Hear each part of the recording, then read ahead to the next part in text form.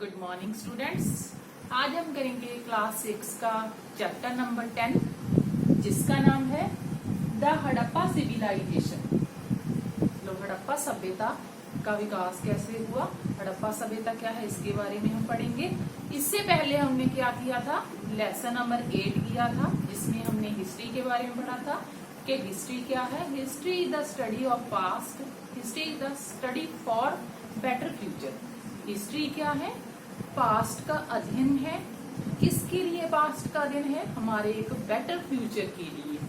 और इसके अलावा हमने हिस्ट्री के सोर्सेस देखे थे कि किन सोर्सेस से हमें हिस्ट्री के बारे में पता चलता है, हमारे अतीत के बारे में पता चलता है। 9th लेसन में हमने अर्ली मैन के बारे में पढ़ा था, स्टोन एज पढ़ी थी जिसमें हमने स्टोन एज को 3 पार्ट्स में डिवाइड किया था, old stone age, middle stone age and new stone age. और आज हम उस लेसन में भी हमने बात की थी कि इन चीज़ों के बारे में हमें सिविलाइजेशन की खुदाई से पता चला था, जैसे कि मोहनजोदड़ो की हो गई और सिंधु घाटी की सभ्यता, मतलब इंडस वैली सिविलाइजेशन, जिसके बारे में हमने आज पढ़ना है। तो सबसे पहले मैं आपको बता दूं कि हमारे इंडिया के नॉर्थ वेस्टर्न पार्ट में about 7000 years ago Harappa civilisation का जन्म हुआ था। मतलब हड़प्पा सभ्यता जो 7000 साल पुरानी है, कहाँ पे इसका जन्म हुआ, इंडिया के नॉर्थ वेस्टर्न पार्ट में। और इसकी यहाँ पे डेवलपमेंट हुई थी सिविलाइजेशन की। उसका एरिया अगर हम देखें कि किन किन एरियाज में इस सभ्यता का सिविलाइजेशन का जन्म हुआ था, पंजाब, पाकिस्तान, गुजरात और राजस्थान, अफगानिस्तान तक। ये जो सिविलाइजेशन थी सिंध रिवर से लेकर सरस्वती रिवर, मॉडर्न गग्गर रिवर तक फैली हुई थी। बट इस सिविलाइजेशन का 1000 तक तो बहुत ही ज़्यादा डेवलपमेंट हुई, विकास हुई 1000 साल तक, क्योंकि ये मॉडर्न अर्बन सिविलाइजेशन थी, एक शहरी विकास वाली सिविलाइजेशन की सभ्यता थी, बहुत ही ज़्यादा डेवलपमेंट वाली थी। बट कुछ रीजंस थे जिसकी वजह से इसका पतन होना शुरू हो गया था। जैसे कि कई स्कॉलर्स के, कई विद्वानों के विचार हैं कि सिंध नदी और सरस्वती नदी के ड्राई होने की वजह से, सूख जाने की वजह से इस सभ्यता का पतन हुआ था। और कईयों के विचार है कि इस रिवर्स में हड़ आने की वजह से, फ्लड्स आने की वजह से इस रिवर का जो पतन हुआ था।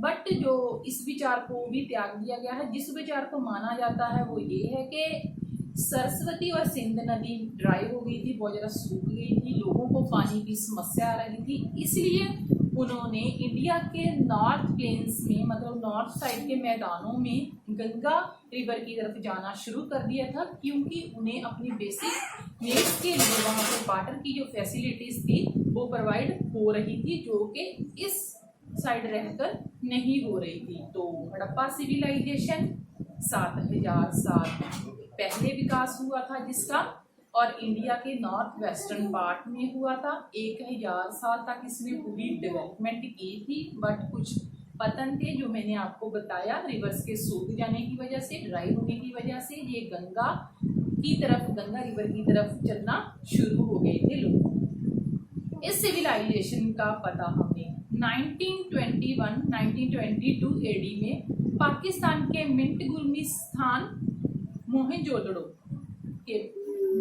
स्थान पर हमें लगा, इसीलिए इस सभ्यता को मोहनजोदड़ो सिविलाइजेशन, मोहनजोदड़ो सभ्यता भी बोला जाता है। बट हमारे पंजाब में वो कौन से स्थान थे जहाँ पे इस सभ्यता का विकास हुआ, या इस सभ्यता की खोज की गई, इसके अवशेष मिले, संघोल, रोहीड़ा, सुनेत, कोटला, निहिंगखा।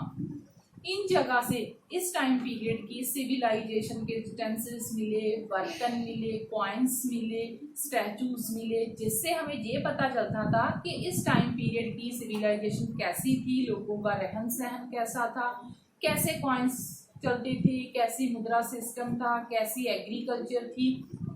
क्योंकि उस टाइम पीरियड के बहुत सारे स्टैचूज हमें मिलते हैं जिससे हमें ये नॉलेज प्रोवाइड होती है। तो इन चीज़ों के बेस पे हम देखते हैं कि जो खुदाई हुई पंजाब में कहाँ कहाँ हुई, संगोल, रोहीड़ा, सुनेर, कोटला, निहिंग लेकिन इस सभ्यता का पता कब लगा था? 1921 टू 1922 एडी में।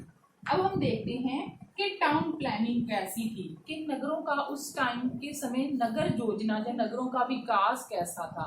क्योंकि ये अर्बन सिविलाइजेशन थी, शहरी सभ्यता थी, इसलिए ये बहुत ही डेवलप सिटीज थी। सिटीज को 2 पार्ट्स में डिवाइड किया गया था। First part is upper part and second part is lower part. Upper part में जो रिच पर्सन्स थे या शासक वर्ग था वो रहता था, और सेकंड पार्ट जो लोअर पार्ट था उसमें कॉमन पीपल्स, आम लोग रहते थे। लोगों का रहन सहन बहुत ही अच्छा था और लोग बहुत ही अच्छे कपड़े खासकर कॉटन और वूल के पहनते थे।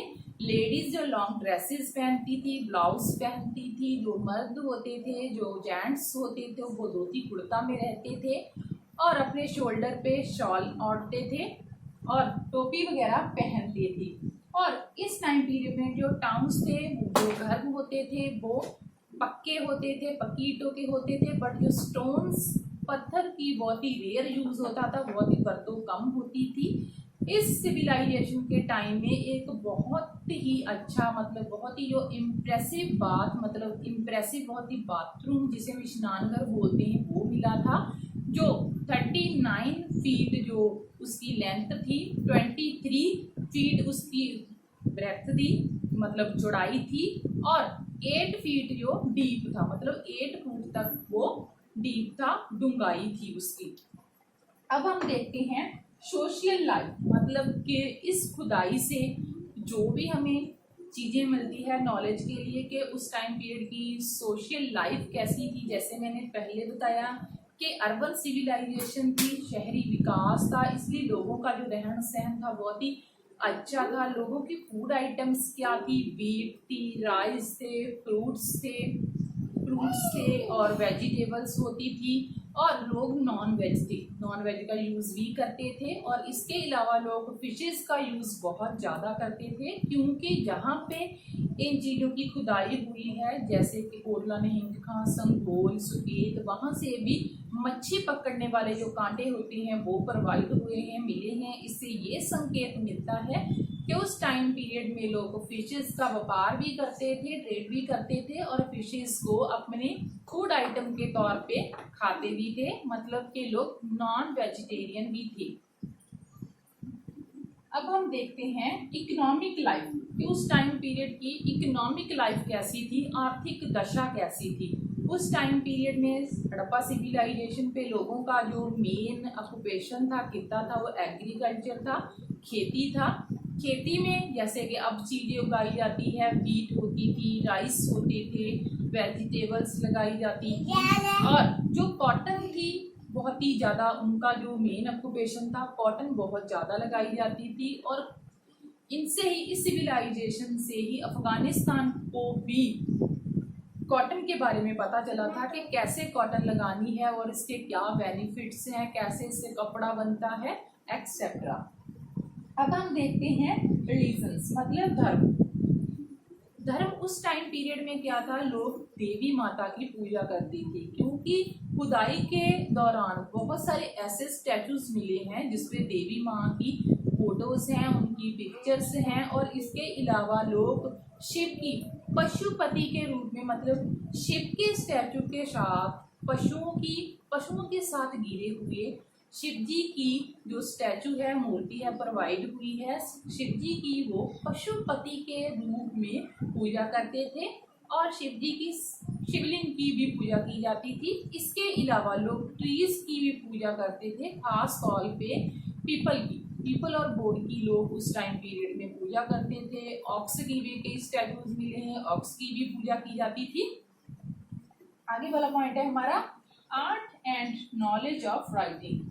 इस टाइम पीरियड में लोगों ने, क्योंकि मॉडर्न सिविलाइजेशन थी, बहुत ही डेवलप्ड थी, अर्बन थी, शहरी थी, इसलिए ये बेसिक सी बात है कि उस टाइम पीरियड में आर्ट का, कला का नॉलेज, जानकारी, और राइटिंग की जानकारी भी उन्हें हो गई थी।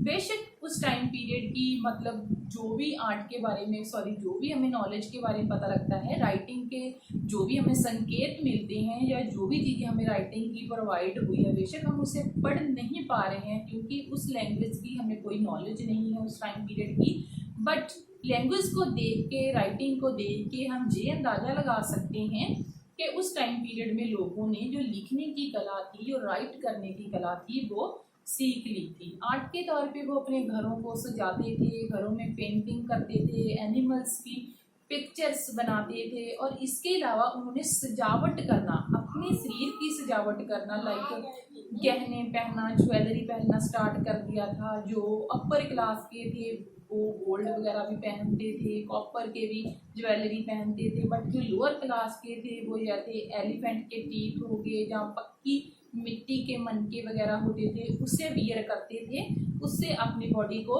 सजाते थे। मतलब हम ये कह सकते हैं कि इस टाइम पीरियड में जो फैशन का दौर था वो जन्म ले चुका था, शुरू हो चुका था, और राइटिंग मतलब एजुकेशन का भी लोगों को थोड़ा बहुत ज्ञान था, जो भी उनकी लैंग्वेज थी उनके अकॉर्डिंग उसमें उन्होंने लिखना शुरू कर दिया था। Decline of the Indo civilisation. अब हम देखते हैं कि पतन क्यों हुआ। जैसे कि मैंने पहले ही बताया कि हमारे स्कॉलर्स ने, हमारे विद्वानों ने बहुत सारे विचार दिए हैं। फर्स्ट विचार तो यही है कि फ्लड्स आ गए थे, सिंधु और सरस्वती रिवर्स में हड़ आ गए थे, इसीलिए लोगों का नदी के रिवर के आसपास रहना मुश्किल हो गया था, उनके घरों में पानी आ गया था, इसलिए वो चले गए थे वहाँ से।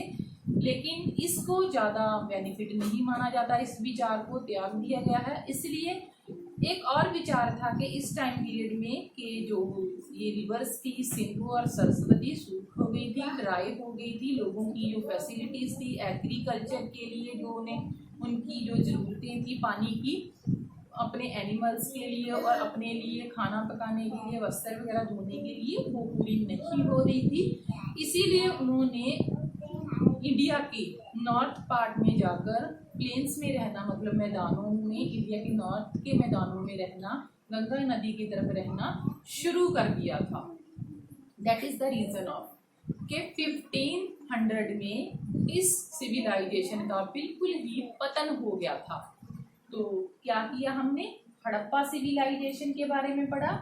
हड़प्पा सिविलाइजेशन को Indus valley civilisation and Indus civilisation भी कहा जाता है। ये तीनों नाम एक ही सिविलाइजेशन के हैं, एक ही सभ्यता के हैं।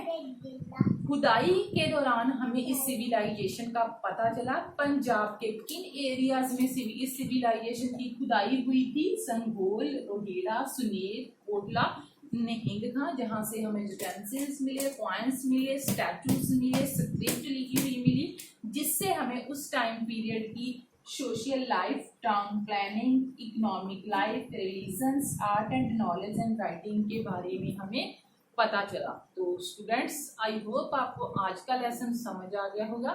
Thank you.